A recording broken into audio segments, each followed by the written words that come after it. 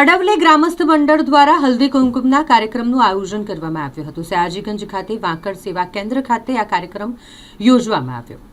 અડવલે ગ્રામસ્થ મંડળની જો વાત કરીએ તો તેઓ અનેક સેવાકીય પ્રવૃત્તિઓ કરતા આવ્યા છે અને તેના જ ભાગરૂપે આ હલ્દી કુમકુમના કાર્યક્રમનું આયોજન કરવામાં આવ્યું। મરાઠી સમુદાયના લોકો માટે હલ્દી કુમકુમનો જે મહત્વ ખૂબ જ હોય છે અને જે અંતર્ગત તમામ જે સમાજના લોકો છે તેઓ એકત્રિત થયા હતા અને હલ્દી કુમકુમના પર્વની ઉજવણી કરી હતી। આ દરમિયાન વોર્ડ નંબર 9ના યુવા કાઉન્સિલર શ્રીરંગ રાજેશ આયરે પણ ખાસ ઉપસ્થિત રહ્યા હતા। તેમની સાથે ઘણા બધા મહાનુભાવોએ પણ આ કાર્યક્રમમાં હાજરી આપી હતી। ખાસ મહિલાઓ માટે હલ્દી કુમકુમના કાર્યક્રમનું આયોજન કરવામાં આવ્યું હોય। મહિલાઓ માટે અલગ અલગ ગેમ્સનું પણ આયોજન અહીં કરવામાં આવ્યું હતું। સમસ્ત આડવલે ગ્રામ સંસ્થાના માધ્યમથી હલ્દી કુમકુમનું જે કાર્યક્રમનું આયોજન કરવામાં આવ્યું હતું। 700 થી 800 મહિલાઓના માધ્યમથી આજના દિવસે હલ્દી કંકુનો કાર્યક્રમ અહીંયા કરવામાં આવ્યો હતો અને આ કાર્યક્રમની અંદર જેવી રીતે સૌભાગ્યવતી બહેનો જે હલ્દી અને કંકુ સાથે તિલગુળનો લાડુ આપીને અહીંયા પોતાના પતિનું આયુષ્ય વધે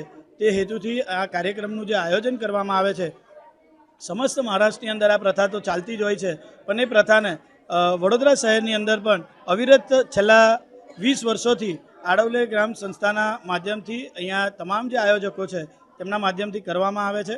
તે બદલ આ સંસ્થાના તમામ જે અગ્રણીઓ છે તેમને હું ખૂબ ખૂબ શુભેચ્છા પાઠવું છું અને એવી જ રીતે આવનારા 25મી તારીખના દિવસે ઝાંસી રાની ગ્રાઉન્ડ ખાતે હલ્દી કંકુ તિલગુળ કાર્યક્રમનો અમારા માધ્યમથી એટલે કે રાજેશભાઈ આયરેના માધ્યમથી દર વખતની જેમ આ 25મું હલ્દી કંકુનો કાર્યક્રમનું આયોજન કરવામાં આવ્યું છે।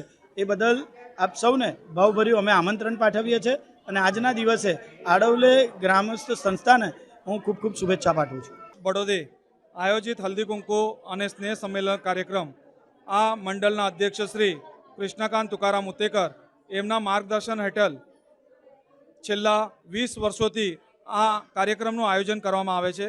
આ કાર્યક્રમ 2006માં શરૂ કરવામાં આવ્યો હતો। આજે આડવલે ગ્રામસ્થ મંડળ વડોદરા 20 વર્ષે પૂર્ણ કરીને 21મા વર્ષે મંગલ પ્રવેશ કરે છે। આડવલે ગ્રામસ્થ મંડળના ટોટલ 100 સભાસદો છે અને પ્રત્યેક સભાસદોના ઘરમાંથી 4 થી 5 વ્યક્તિ આ કાર્યક્રમમાં હાજરી આપે છે। એમ મળીને 400 થી 500 માણસ આ જગા પર એકત્રિત થાય છે। આ કાર્યક્રમનો હેતુ સુહાગન બહેનો હલ્દી કુંકુ એકબીજાને આપે છે અને હલ્દી કુંકુ એકબીજાને આપીને આપણા પતિદેવ આપણા ભરતાર જે હોય એમના દીર્ઘાયુ આયુષ્યની પ્રભુ જોડે માંગણી કરે છે અને બધી બહેનો એકબીજાને હલ્દી કુંકુ આપીને એકબીજાને આશીર્વાદ આપે છે। આ કાર્યક્રમો આ જ હેતુ છે। આ કાર્યક્રમમાં આવેલા પ્રમુખ અતિથિઓનો સન્માન કરવામાં આવે છે। તે જ પ્રમાણે સાથે સાથે આ કાર્યક્રમમાં ભેગા થયેલા 400 થી 500 માણસ એમને સ્વાદિષ્ટ જમવાનું આપવામાં આવે છે। એના પછી આ તમામ બહેનોને લેની રૂપે સારી ઘરમાં વપરાતી વસ્તુ આપવામાં આવે છે। તે જ પ્રમાણે સાથે સાથે આ બહેનોનું મનોરંજન માટે અમે હરેક પ્રકારના રમત ગમત કરીએ છીએ, જેમાં મ્યુઝિકલ ચેર જેવી રમત ગમત કરીએ છીએ। એમાં રમત ગમતમાં જે બી વિનર થાય એને ફર્સ્ટ અને સેકન્ડ પ્રાઇઝ આપવામાં આવે છે। તેના સાથે સાથે બધી બહેનો માટે લકી ડ્રો રાખવામાં આવે છે। એ લકી ડ્રોમાં જેનું નામ નીકળે એમને બી ઘરમાં સારી વપરાશમાં આવે એવી વસ્તુ આપવામાં આવે છે।